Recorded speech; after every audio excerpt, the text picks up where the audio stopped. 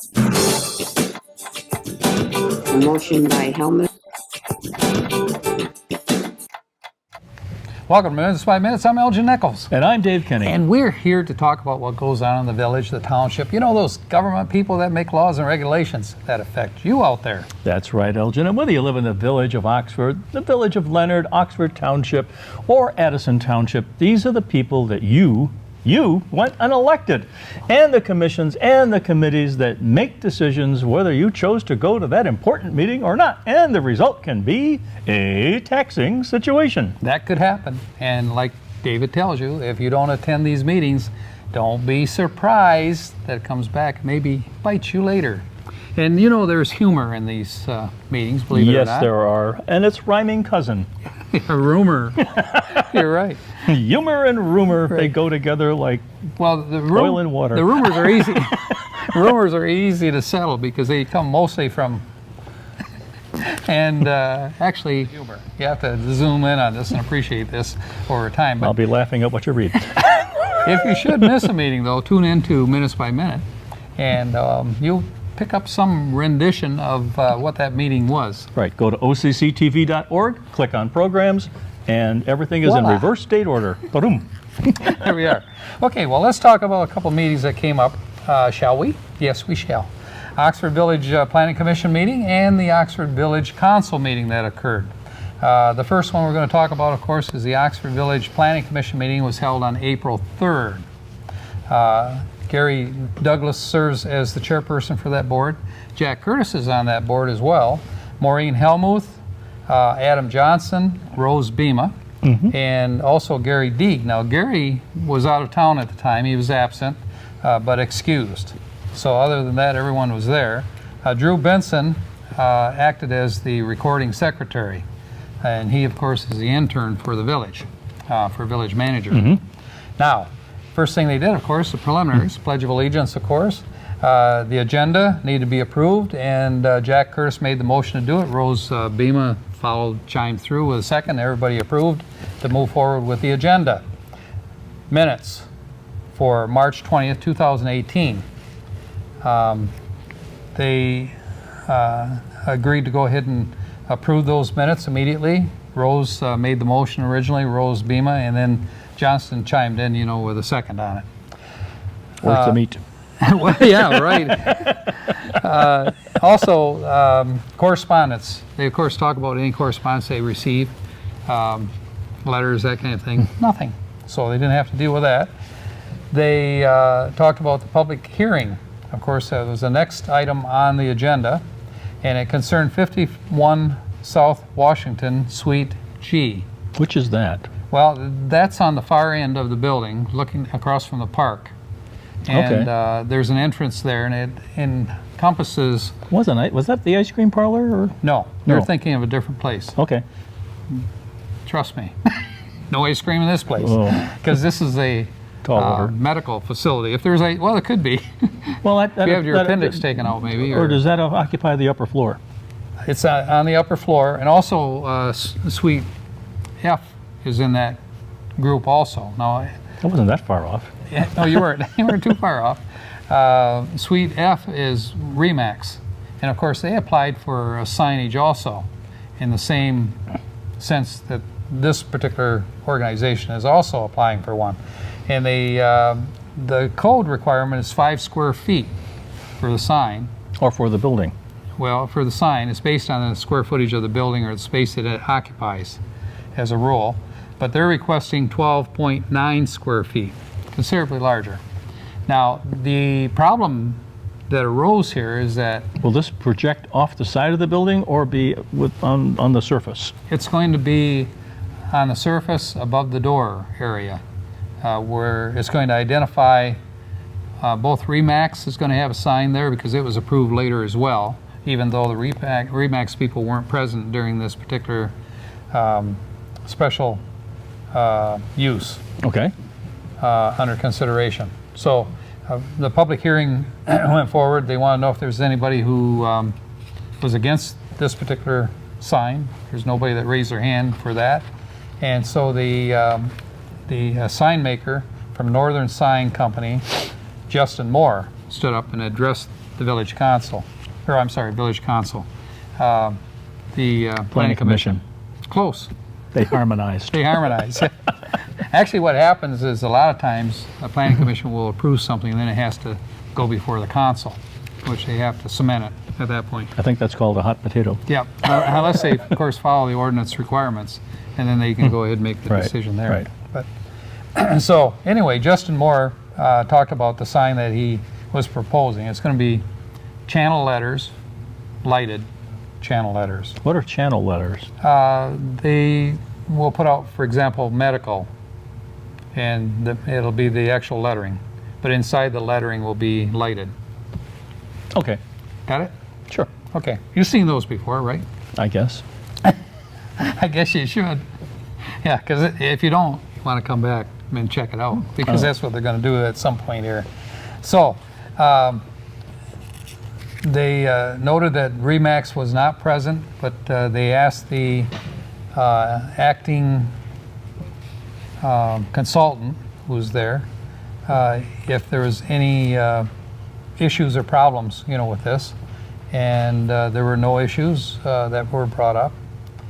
Dr. Brian Tightsworth is his name, stood up. He addressed the issue that it's an advancement of the business that he works. It's called CMG, I believe, which is located in another city, and they want to expand their business.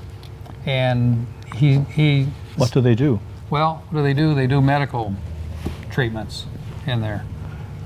What kind of medical treatments, he didn't really exonerate, express what they were. So anyway, the one thing that came about was Mr. Douglas, the chairman, he said, when you do the sign, he said, the lighting is very critical.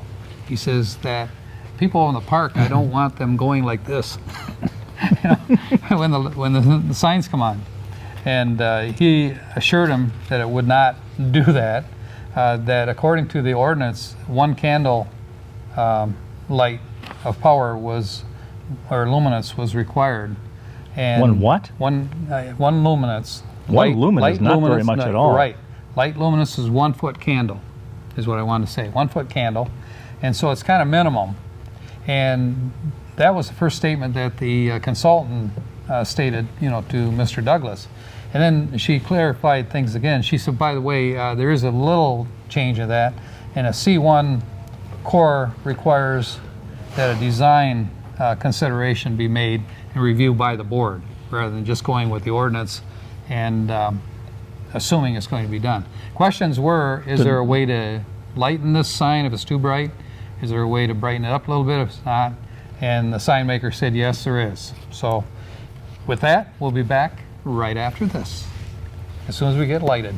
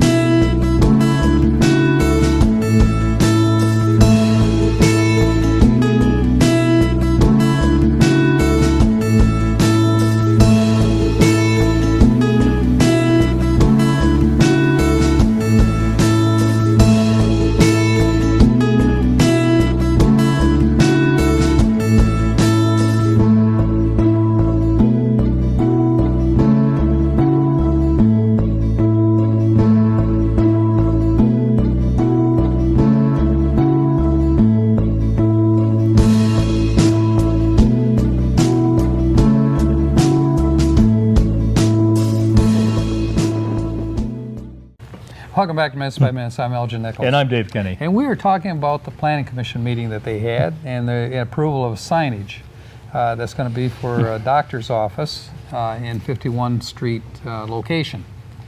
And actually 51 South Washington. South Washington. And it's going to be Suite G and Suite F. F being Remax and G being the medical facility. Got that? To make a fine point. Make a fine point. Okay, so in the conclusion, a lot of rhetoric occurred, of course, conversation back and forth in this meeting. They said, well, there needs to be some restrictions on this as far as the conclusion. that they would approve the sign on these conditions, that the CMG sign, which is for the medical, sign be reduced and other signage to 25% required by the ordinance for the window signs that they currently have, because they're larger than that. So they need to downsize them. And they also need to, RE/MAX needs to eliminate their temporary banner that they've got right now. Cannot use that when the sign goes through. Internal lights would be approved. Internal lights? Yeah, the internal lighting system. In other words, to The approve the channel amount of- lighting? Yeah, the channel lighting, to determine the amount of brightness it's going to have. Oh, yeah. You know, so under those conditions, they said, all those in favor, yay, they all went for it. So they're going to be nice new signs on that building. Good for the clients there. And because they'll be able to find these locations, which was the #1 reason why they want these signs. There's the doctor's office here. Where is it? Does anybody know where it is? Just follow that yellow line on the sidewalk? No, Yeah, we don't right. have one of those. Actually, they should have thought of that, but you know, I don't know if they're allowed to paint yellow signs on the sidewalk. The IKEA doctor walk. Yeah. First thing you know, you paint yellow signs, and then they'll want to have crosswalks. Yeah. Can't do that on the sidewalks. People will I'm never pretty look sure. up. They'll just look down. Never look up. Any new business? None. So that settled that in a hurry. Public comments? None. So that pretty much took care of that meeting. That was quickie. It was a quickie. Now we're going to talk about the Oxford Village Council, which occurred March 27th. And the chairperson is Sue Passardit. Everybody knows Sue. She's in several committees and so forth within the village. And vice chair is Eric Dolan, new but being well known for his outspoken considerations and concerns. Wouldn't you say? Yeah. Okay. Maureen Helmuth serves on the board. Joe Frost, who's the newest member, but not new to the village, actually. He was the director of the DDA at one time, not long ago. And Dave Bailey serves on that board, and he's been a long time member of the village council for years. Joe Madur was there, the village manager, and Bob Davis, the attorney. And they don't go very far without the attorney being present. And Drew Benson served as the recording secretary again. Of course, he is the intern. Right. Pledge of Allegiance, and a prayer was given immediately after. Those prayers come in handy, folks. Starts out, oh, please. So please, yeah, that's the way it works. Part of the humor we're talking about. Okay, presentations, no presentations to be given. And also public hearings, no public hearings. Okay. So you think we're whizzing through this, don't you? What sounds like a setup to me. Right, pretty much is. Public non-agenda items. Okay, gentleman spoke up, Will Barbron spoke for the Lone Ranger Committee, and he asked permission to set a date for the Lone Ranger Parade. And that date he's looking for? August 6th. August 4th. 4th? Yep. August 4th, and the village, excuse me, the village manager provided said there's a draft form for people that want these events to occur, and this form has to be filled out and turned in. Now, he was kind of chastised for a moment because he's not supposed to bring this information forward. Oh. Just supposed to listen. You know, the board wasn't supposed to respond, but he said, well, wait a minute, I got something to say here. These people are going to want to know. Okay. Give me a chance. Please. No, they went ahead and he just kind of sneaked it in there. But anyway, it's a good thing to know that they have those forms. Well, Susan Schur, who also serves on DDA board, she spoke too, and she said all they're looking for is a permit, and they've always been approved without a lot of, Hoorah. yeah, hoorah before, and jumping through hoops and fire and all those kind of things. So it should be just a matter of procedure. Was it? It wasn't. Oh. With this new Another form, they set. have to, follow the guidelines of the form, I guess. They changed it? They never had a form Oh. in the past. They would usually go to the village manager and they say, hey, we're going to have a parade or like to have a parade. Can we have one? Sure, go ahead. That's the way it would work. No, that cut a lot of the middle people out of the way. Now you got a lot more middle people you have to step over in order to get there. You see what I'm saying? I think in municipal language, they call that an improvement. Yeah, this is an improvement, folks. So anyway, but I guess they need a record of it. So this is the way they're going to get a record. And it's not a broken record. It's just a record that just keep on rolling down the hill. But anyway, so they were a little dismayed that they didn't get this approved that evening. But Eric Dolan said, hey, you know, let's go ahead and put it on the next agenda and get it all taken care of. Attorney Bob Davis, he said, I don't see an issue here at all. He said, there's no conflict of that date that I know of. So he said, just a matter of procedure. He said, if they fill out the form and turn it in and, you know, we set it for the next meeting, it should be all taken care of. I mean, what does the form consist of? I mean, are there Well, legalities in it? They have your birth date, your grandfather's birth date, your great-great-grandmother's birth date, 18 samples of blood, something like that. Well, I don't know. I don't know if there's like, acceptance of responsibility for injuries or stuff like that. I don't know. Well, I think there's an issue of insurance whenever somebody has an event. Yeah. So that's probably part of it. Yeah. How do you propose to pay for the damages? Should anything happen? Should anything, if something and when something happens, how will that be handled? Who Okay. did it and who pays? Yeah, right. And of course, there's police forces, you know, that have to be on, you know, Sure. for traffic direction and that kind of thing, quartering off various streets. Do they leverage the Oxford, or not the Oxford, but the Oakland County Sheriff for that too? Yeah, they could, but they've got a number of different volunteers also to the police force. in town. Reservists and what have you. Reservists, yeah. Yeah, But I've seen the county sheriff's department, you know, out there as well. sure. They're pretty much watching your car. I don't know why. Everybody else knows why. It's not going to grow wings or anything. No, no wings for sure. Okay, so public not on the agenda. Let me see, was there anything that came up concerning that? No, that's pretty much it. So anyway, so they said this is the approach you're going to take for the Lone Ranger Parade. And again, that date they're looking for is August 4th. And let me see. Consent agenda, they approved that immediately, and the bills for, you got this, $32,765.32. Not bad. Get the checkbook out. You can do that. 53 cents maybe. So that was received and filed. And speaking of received and filed, we'll be back right after receive it and file it. Table that. Friday, it's Fish Day at the American Legion in Oxford. It runs from noon to 8, and we will have over 300 of our best friends enjoying our fish and our carryout. Sure, we have checked it out, and we have found that we have the best cod and walleye in Michigan. Want dessert? It's all homemade by our auxiliary ladies for just $1. For your vets, we have hats, just $5. On the bar side, here's some of our friends. Hi, everybody.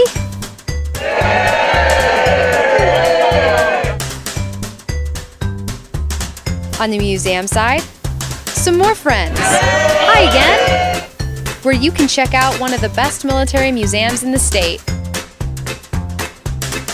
All Friday at the American Legion from noon to 8 at 130 East Drainer Road in Oxford. Welcome back to Minutes by Minutes. I'm Elgin Nichols. And I'm Dave Kenny. And we've just received and filed. Now we're going to go to unfinished business, snow emergency ordinance. Drew Benson provided some information concerning that ordinance, and Sue Bassart voiced her concern about non-compliance. What kind of an ordinance is this? It's emergency snow removal. For example, the days that you're going to have snow. Okay. All right. Also, people that don't take care of their sidewalks and how it's going to be handled in terms of ticketing. How do you get the cars out of the way? Yeah, you just run over them. Oh. No. But if you folks recall last winter, which was about a couple days ago, the side streets where the sidewalks were not cleaned too well. Do they have locations. temporary signage that they can put up during a storm that they need to have, clearance to It'd be do stuff? manpower, and you have to look at DPW. There's only 5 people in the DPW, and they're out plowing snow That's true. as a rule. So, what are you volunteering your time, are you? No, but Okay. you know, if they arrive at the spot where 50 Right. cars are parked, they go, oh. Yeah, they just smack, smack, smack. I don't know how they. Anyway, they're trying to get a handle on this thing, and the thing came up is that, well, are we giving out any tickets at this point? Well, that's kind of a dilemma because we have no ticket forms. What do you mean by that? Eric Dolan says, "What do you mean by that? We don't have any ticket forms." Who would hand out the ticket? Would be the enforcement officer. Isn't he a policeman? Well, he is by sheer nature of his job. Doesn't he have a An ticket appointment. pad? Yeah, but he apparently has none. Oh, really? They didn't, when they ran out, they didn't order anymore, apparently. And that's a rumor, and I'm sticking with it. Oh, boy. Yeah, right. So anyway, Eric Dolan says, he says, we're not giving out any tickets, so there's no control of what goes on out there, that kind of thing. So, And anyway, so Eric Dolan, he for the says, lack of a ticket pad, they lost the war or what? right. So anyway, so he says, well, we need to, of course, order more ticket forms. That is a no-brainer. And Eric Dolan says the attorney should develop an ordinance to present at the next meeting. He said using the best practices out there. In other words, what are other communities doing to control this issue? In some cases, there are signs that basically say snow removal route that imply that you can't park here if there's Yep. a lot of snow. I've seen those signs, and there are a couple of signs in town, I guess, on some of the side streets that do talk about, snow, but I think people park right in front of those signs. So that could be an issue too. So non-conforming. Woe was us. Yeah, if you're non-conforming, it could be an issue, Joe Frost said that it's critical that you check into other communities. And as I pointed out, that's why Eric Dolan chimed in on too, to get the attorney involved to be able to find out what's going on. Best practices. Best practices. Motion was set aside. So, Eric Dolan made that motion to do that. Sue Holes is appointed to the DDA as a new member of the DDA. She's the owner of Boulevard Boutique and also Chevy Chic. And she, her major concern is M24 and the changes that are going to occur and the impact it's going to have on the downtown businesses during this process that they're going to have.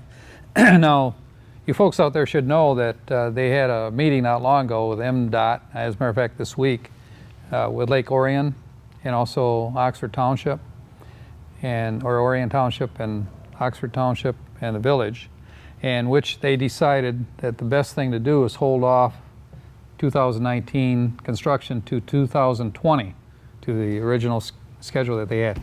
Now, this is something that he predicted a while back. It would probably occur. You could throw a couple more years on top of that, probably. I'm not sure. How was Lake Orion impacted? Well, during this period that they were going to do it, there's a road that is going to be under construction, which is a major road that runs through Orion Township. And it would, I knew, and you would ask me that question, take a note. But it's a main thoroughfare. It's west of us. Not M24. Oh, no, it's west of Orion. Anyway, you folks will learn more by going to the Leader newspaper. They're going to do a report on this. And there's Baldwin pick up an Road. issue. They're going to be doing a lot Yeah, of work. Baldwin is the one I'm thinking of. Thank That you. one. Yep, Oh, yeah. Baldwin Road. I looked at the road commission map, and they said that there was going to be a roundabout put in down there in Yeah. Lake Orion too. That is the consideration. I haven't heard that as a fact yet, and I don't think that they've gotten that. Look on the map; it's a big green dot. Big green dot. A big green I thought dot. that was just a pothole. Oh no!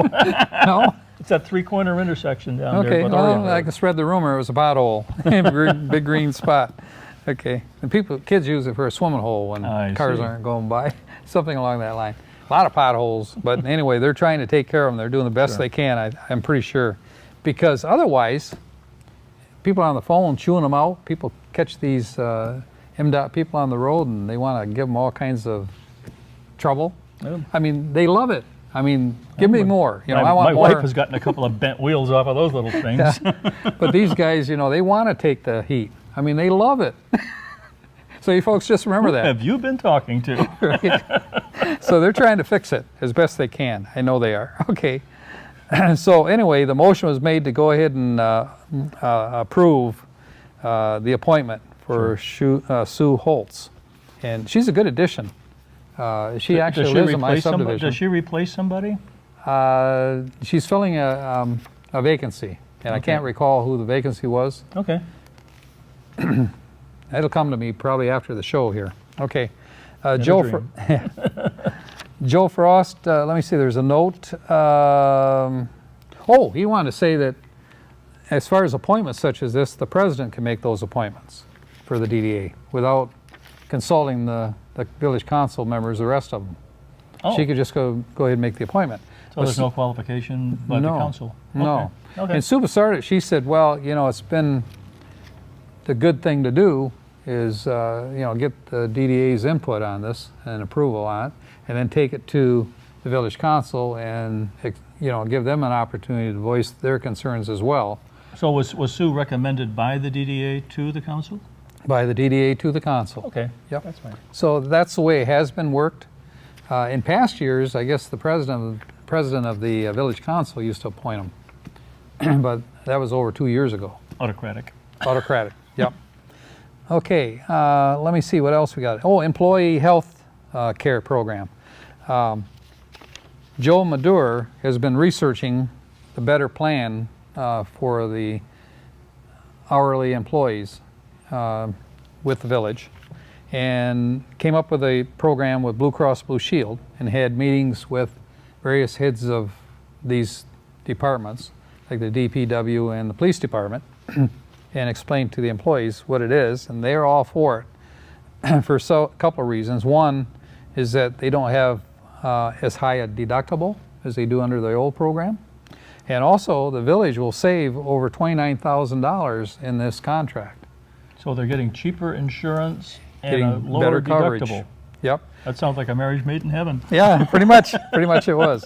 And they look for this to be, transition to be made by June 1st of this year, according to the village manager.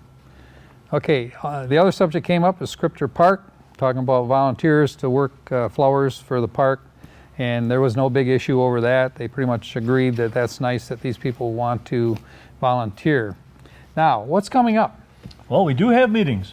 On April 16th at 6 o'clock, the Village of Oxford DDA. Just Yes. talked about it. And at 6 o'clock, the Addison Township Board of Trustees. And on 4/17 at 7 o'clock, the Village of Oxford Planning Commission again. And on 4/18 at 3 o'clock, the Pollyant Trail Management Council. And on 4/19 at 4:30, NOTAS, which stands for North Oakland Transportation Authority. marvelous, you get a new car. On 4/19, also at 7 o'clock, the Village of Leonard Planning Commission. That's Ta-da. it. That's all you got, huh? That's it. Lots going on, folks. You want to catch some of these meetings. I'm Elgin Nichols. And I'm Dave Kenny. Catch you next time right here on Minutes by Minute. See you there.